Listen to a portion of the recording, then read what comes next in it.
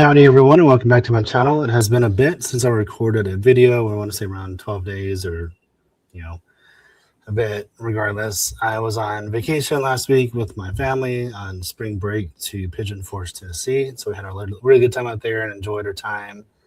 And it also inspired me to make another video for There's Treasure Inside with John Collins Black. So I'll be recording that video I don't know about tonight, but either tonight, tomorrow, sometime soon, and getting that video published as well. In regards to collabs with Eric from One Goes Short, a little bit delayed this week, but I think we are planning to do that on Friday. And then we are also doing the live session on Sunday evening. It's going to be 8 Central or 9 p.m. Eastern Time, Sunday evening. So you guys be sure to tune into that and also look out for the recording in a few days. I think typically, assuming the recording goes well, obviously, Eric has been publishing those pretty much right away. So I think it's fair to say Friday evening might be published, if not Monday. And we typically don't release stuff on the weekends, but so look out for that, those couple videos in the coming days, if you will. But when I was looking at a few things the other day, and I don't remember specifically what I was looking at, but Missoula, Montana caught my attention, and I thought it was enough to make a video about. Of course, I made my first locational video, if you will, for Garden of the Gods in Colorado. And obviously, Justin intentionally eliminated that state because of my video. I'm just kidding. We doubt that, but it would be funny. He's like, you know what? Nope. Colorado's eliminated. Forget that guy. No, I'm kidding. Justin's a cool dude. He's very cool. So I highly doubt that. But anyway, I did think it was funny. But again, let's get into Missoula. Let's see why I thought it was important and why I want to make a video on it. And of course, get y'all's feedback about it. See if it's something y'all have looked into or familiar with or think there's any merit there. But the first thing I noticed was that it was initially established as Hellgate Trading Post in 1860. The area was vital to early settlers, later becoming Missoula Mills. It did start out as like a trading post, obviously, as you see here, but then it got into some mining, which we'll get into later, and then eventually became more of like a timber farming, wood producing area. So that's why Missoula Mills is kind of there in the name, in my opinion. But it was also known as a gateway to western Montana, offering access to hiking, kayaking, and skiing, reflecting its early reputation for outdoor adventure. We'll get into more of that as well in a few slides in a little bit. But I mean, if you're looked into trading posts and fur trapper areas, you would know, or a lot of you would probably already know this, that a good bit of them are called hole. As Jackson Hole is probably the most prominent one that most people can think of as being a fur trapper spot named a hole. So I thought that was cool. Wanted to put that in there. And of course, it's been around since 1860s. That's quite an old establishment. In regards to fly fishing, it is an exceptional fly fishing area. If you're into that as being something that's relevant to not only Justin, but his hunt, this is a great location for that. The river is notated. Or as you can see, the Bitterroot, the Blackfoot, the Clark Fork River, and the Rock Creek. Bitterroot is famous for consistent hatches and dry fly fishing with channels and pools. Blackfoot River is very scenic with rapid-filled pocket water and big hatches in late June. Clark Fork River is notated as being a spot for brown and rainbow trout. And then Rock Creek is seemingly similar to potentially Grasshopper Creek, popular wade-friendly stream with high trout density. Great hopper fishing in the late summer. So again, we have fur trapper, ancient gates. Now we have fly fishing. The next thing I want to call out was the frontier mining in Missoula. Gold was discovered in the 19th century in the 9 Mile Creek area, which of course from Yellowstone, 9 Mile Hole. Relevant, not sure. It's the least coincidental. Leading to extensive placer mining, and I didn't know what that was, so I had to go look it up. Heard you do the same. In 1958, James and Granville Stewart found gold deposits at promptly named Gold Creek, but the Stewarts didn't keep their discovery a secret. It wasn't long before folks were pouring in from all across the country looking to strike it rich. Some were from the old 49ers, which of course, in the book, we have the 49ers Golf Club, and we have California also mentioned there. So there might be something, might not, but again, we're getting coincidences, we're getting stuff that aligns in the book, stuff that aligns with Justin. It is between like Dillon and Glacier. Along one of the routes to get up there, you go through Missoula. He does say that the place for the treasure isn't like mentioned in the book or caught out in the book, but the landscapes and areas and things of that, general areas is kind of mentioned. So this could be a component of that if you're into that line of thought. The Lewis and Clark expedition passed through Missoula not once but twice. The first experience they had there was the Traveler's Rest around Lolo. Located just south of Missoula, the site was used by the expedition to prepare for the difficult Bitterroot crossing in 1805 as a spot to rest and split into teams in 1806. The Lolo Trail Pass specifically was used to cross the mountains into Idaho, a journey that expedition described as one of the most difficult parts of their journey due to steep terrain and dense forest.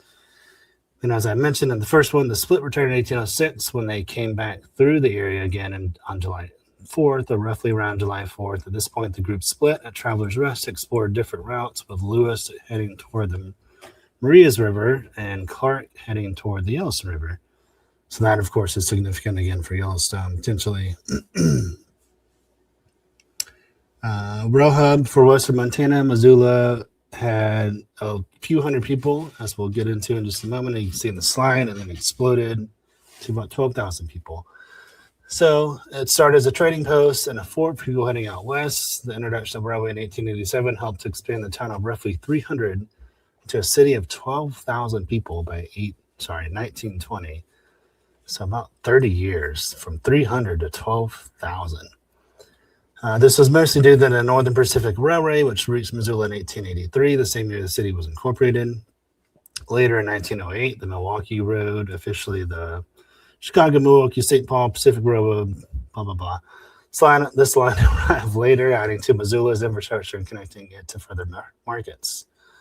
So there again, we just continue to see things for Missoula that we know and expect and read in Justin's book, Beyond the Map's Edge. Fur trapper, ancient gates, fly fishing, now rail hub. The list just keeps growing.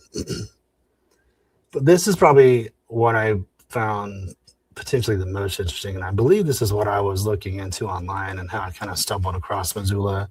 Of course, I was familiar with it from just looking in the area and familiar as myself with Montana. But the M on the side of the mountain obviously stood out early on in the hunt to a lot of people because there's the M on the front cover of the book that kind of hides behind the mountain. And this M is literally one of the M's in Montana that's on the mountain. It just so happens to be where the Montana Grizzlies campus is, and they actually own a mountain, which I believe is the only university or college in the U.S. to own a mountain. Another unique identifier for this place.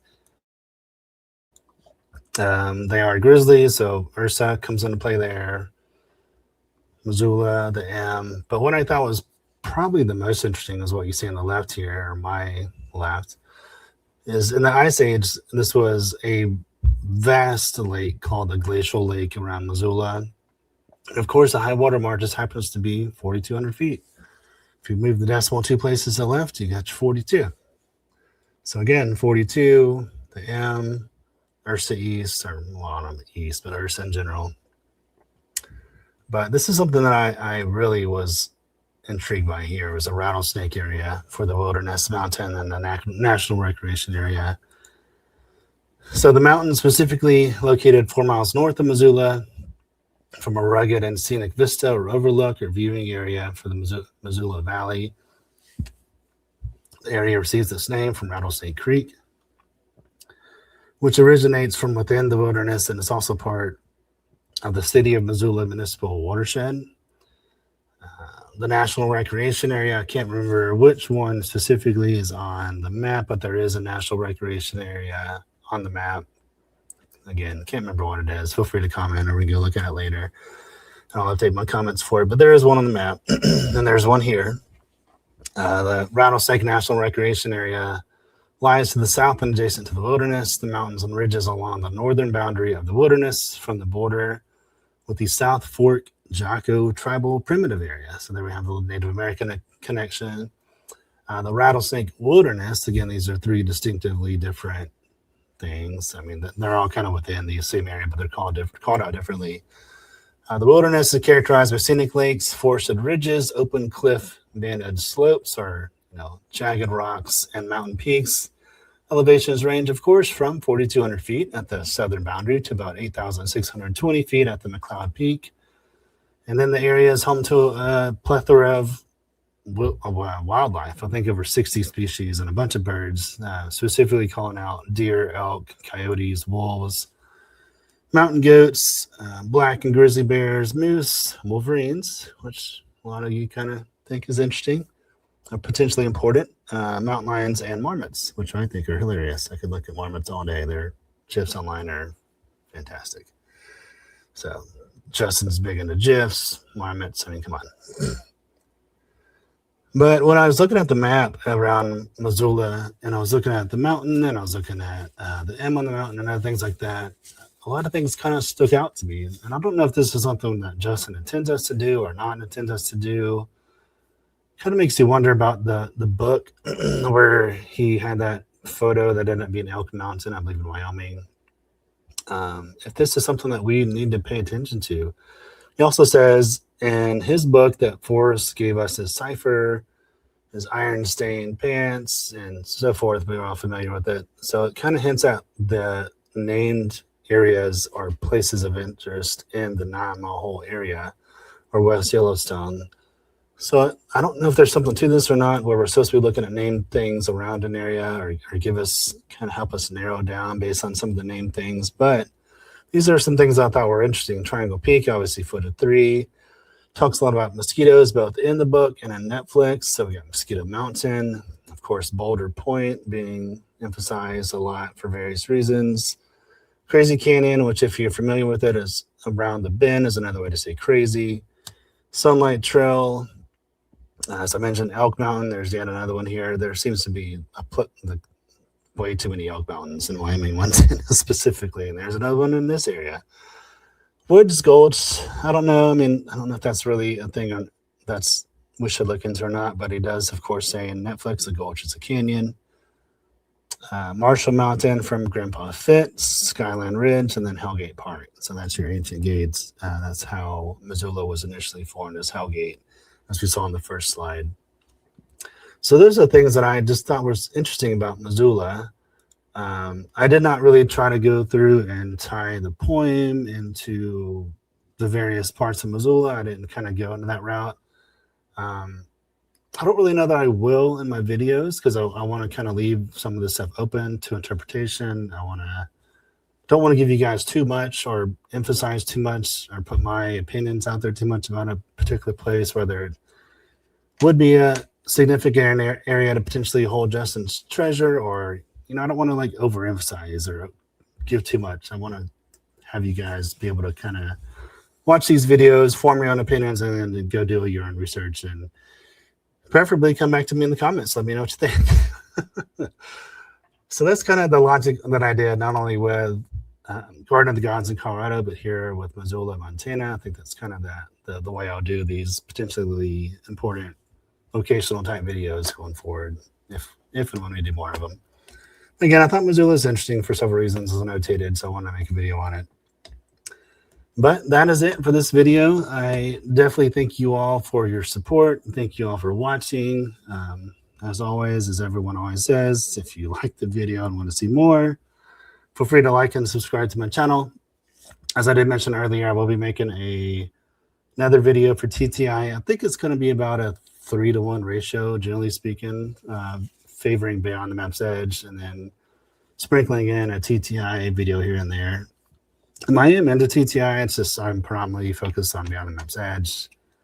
I don't know if that's, I don't even know why, to be honest with you, but I am. So that's kind of why we're focusing more on Beyond the Map's Edge. But again, look forward to not only this video, obviously, but the TTI video. I'll probably try to get that recorded. I don't even know what time it is right now.